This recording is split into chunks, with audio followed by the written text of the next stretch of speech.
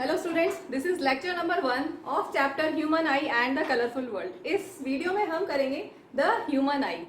Human आई क्या है? Most complicated and delicate optical instrument. और कैसा होता है ये? स्फेरिकल। हमारी जो आईज है वो स्फेरिकल बॉल होती है ऑफ डायमीटर अप्रॉक्सीमेटली 2.3 सेंटीमीटर। अब मैंने यहाँ पर फिगर बनाया हुआ है ह्यूमन आई का। इसमें काफ़ी सारे पार्ट्स हैं, तो स्टेप बाय स्टेप हम करते जाते हैं। सबसे पहले मैंने लिया है स्क्लेरा। स्क्लेरा यहाँ पर लेबल नहीं किया हुआ। स्क्लेरा जो हमारा जो आईज में जो व्हाइट पार्ट है दैट इज स्क्लेरा। अगर हम आईज को बना ले इस तरह से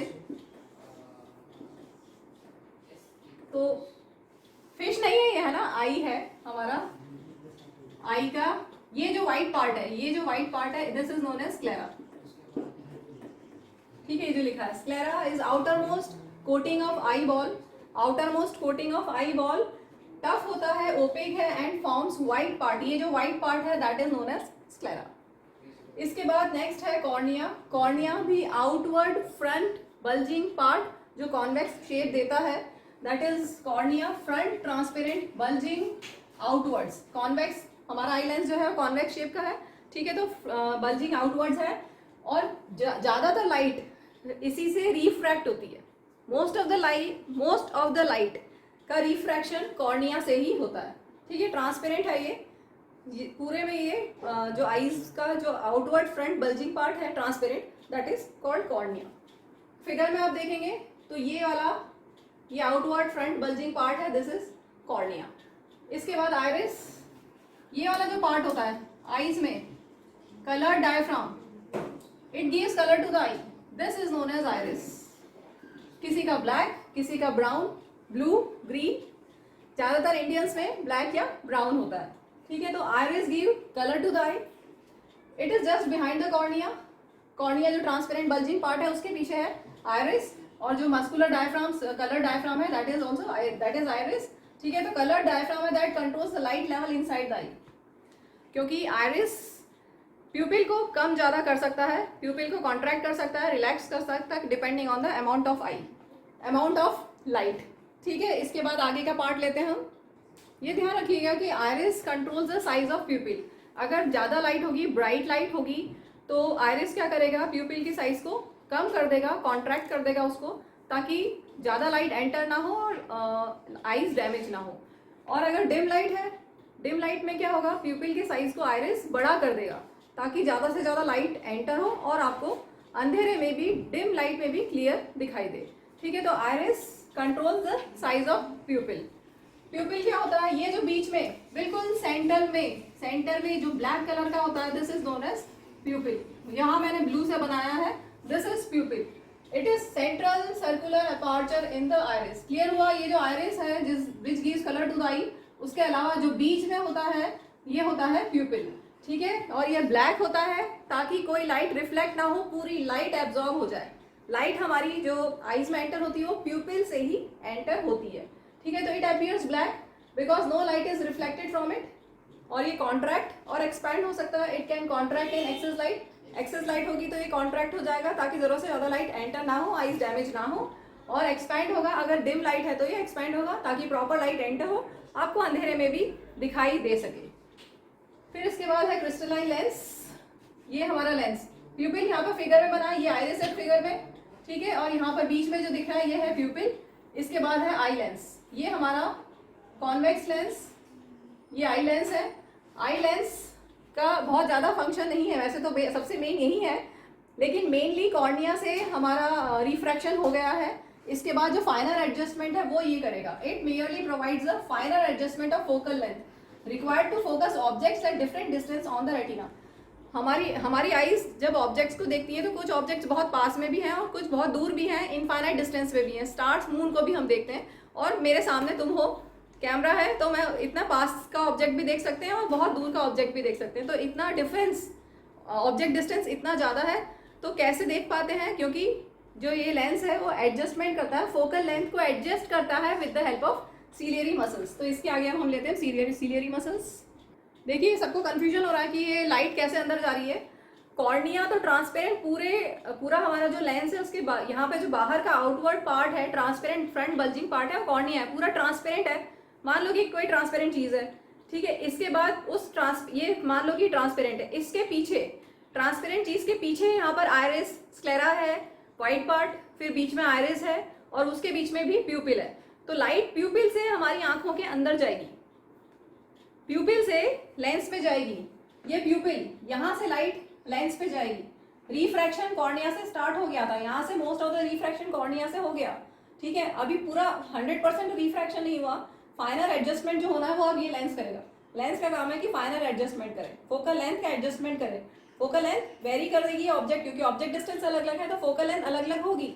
तो फोकल लेंथ को फर्दर एडजस्टमेंट करने में ये आई लेंस हेल्प करेगा with the help of ciliary muscles, ठीक है। तो कॉर्निया क्या है, ट्रांसपेरेंट फ्रंट बल्जिंग पार्ट है, ठीक है। उसके बाद इमेजिन करो कि कोई ट्रांसपेरेंट चीज है, फिर उसके पीछे क्या क्या है, स्क्लेरा है, फिर बीच में आयरिस है और फिर उसके बीच में भी प्यूपिल है। और प्यूपिल से सारी लाइट एब्जॉर्ब होगी, कोई भी लाइट रिफ्लेक्ट नहीं होगी, सारी एब्जॉर्ब होगी लाइट। आपको दिखाई कैसे दे रहा है, अगर आप यहाँ पे स्क्लेरा को हाइड करेंगे तो भी आपको दिखाई देगा, इधर से हाइड करेंगे तो भी दिखाई देगा, लेकिन अगर प्यूपिल को हाइड करेंगे तो आपको दिखाई नहीं देगा, क्योंकि प्यूपिल से लाइट अंदर जा रही है लेंस में, जहाँ फर्दर रिफ्रैक्शन हो रहा है, ठीक है। तो क्रिस्टलाइन लेंस मतलब लेंस ही है, आई लेंस ही है, वो कॉन्वेक्स होता है। कॉन्वेक्स क्या करेगा, लाइट रेस को कन्वर्ट कर देगा रेटिना पे, क्लियर। नेक्स्ट है optic nerve. Optic nerve is a bundle of nerves originating from the brain and entering the eyeball from the posterior side. तो यहाँ से ऑप्टिक नर्व्स ब्रेन से एंटर होती है, ठीक है, और इनका फंक्शन क्या होता है, to carry electrical signals to the brain. जब इमेज रेटिना पे बनती है तो कैसी इमेज होती है, रियल एंड इन्वर्टेड इमेज होती है, और वो इमेज का message in the form of electrical signals optic nerve के थ्रू ब्रेन तक जाएगा and brain will interpret the image as erect image, ठीक है। इसके बाद रेटिना। रेटिना ये जो लेबल किया हुआ है, innermost part, innermost coat in the interior of the eye, और इसमें दो तरह के सेल्स होते हैं, रॉड सेल्स और cone cells. Rod cells respond to intensity of light and cone cells respond to colour of the object,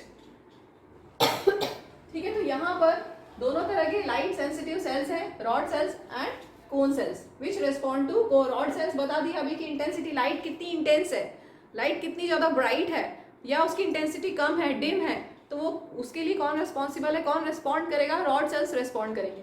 और object का कलर कैसा है उसके लिए कौन रिस्पॉन्ड करेगा, कोन सेल्स रिस्पॉन्ड करेंगे। और सबसे मेन चीज, it serves the purpose of sensitive screen, क्योंकि इमेज यहीं पे बनती है, रेटिना पे ही। स्क्रीन, रेटिना एक स्क्रीन है जिसपे इमेज फॉर्म होती है। कैसी होती है, रियल एंड इन्वर्टेड इमेज होती है। जैसा कि मैंने बताया था कि सपोज ये आपको दिख रहा है ऐसा, ठीक है, मार्कर ऐसा क्यों दिख रहा है, एक्चुअल में जो इमेज इसकी बनेगी रेटिना पे वो कैसी होगी, इन्वर्टेड इमेज होगी।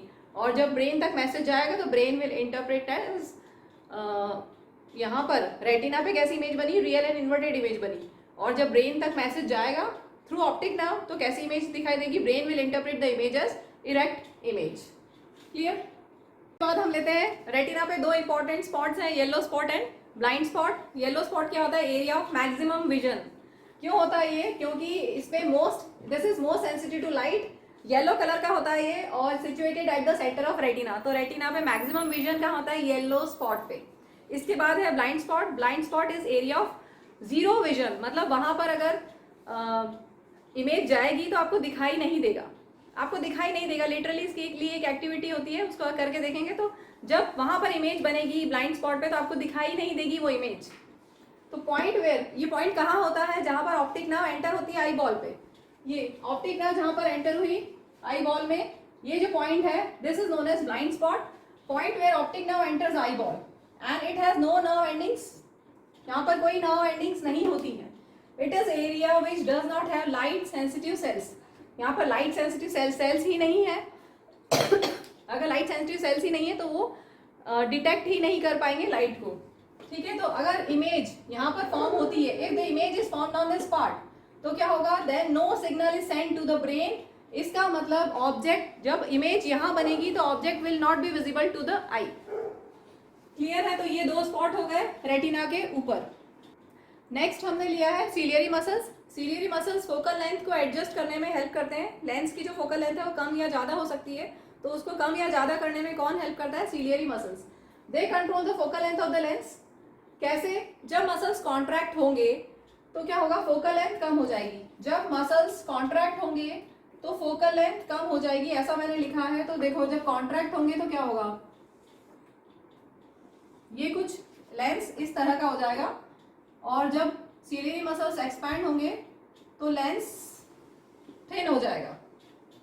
जब सीलियरी मसल्स एक्सपैंड होंगे तो लेंस थिन होगा, ठीक है। और जब मसल्स कॉन्ट्रैक्ट होंगे तो लेंस थिक होगा, ठीक है। तो ये जो क्रिस्टलाइन लेंस है, हमारा आई लेंस, कॉन्वेक्स लेंस, ये कॉन्ट्रैक्ट सीलियरी मसल्स के कॉन्ट्रैक्शन और एक्सपेंशन से इसका जो साइज है वो कम या ज़्यादा हो सकता है। साइज इस सेंस में कि वो थिक हो सकता है या थिन हो सकता है। तो जब सीलियरी मसल्स कॉन्ट्रैक्ट होंगे तो आई लेंस हमारा थिक हो जाएगा, तो फोकल लेंथ कम हुई।